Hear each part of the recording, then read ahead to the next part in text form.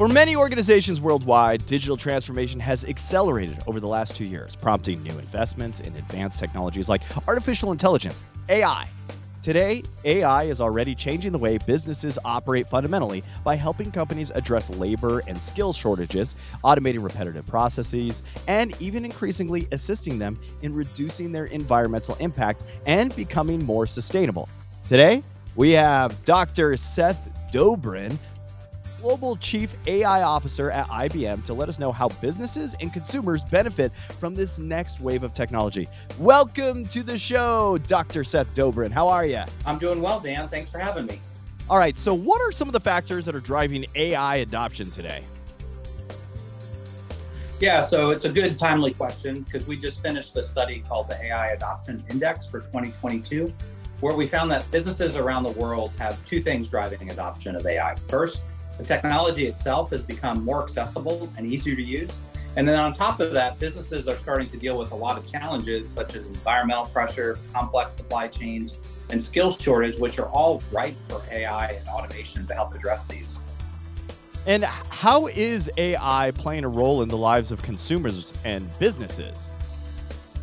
Yeah, so more than a third of companies are already using AI, and 42% of them saying they're exploring the use of it.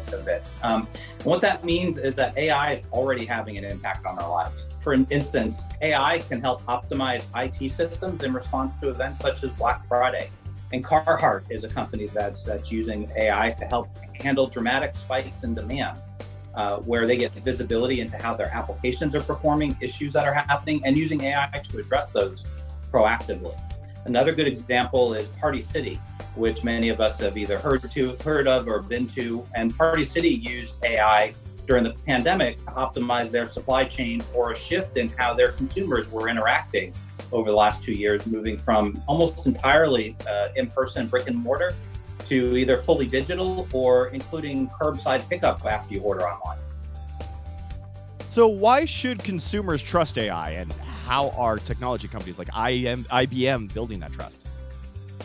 Yeah, so that's a very pertinent question as well. In fact, 85% of IT professionals realize that consumers need to trust and understand AI for them to interact with the company.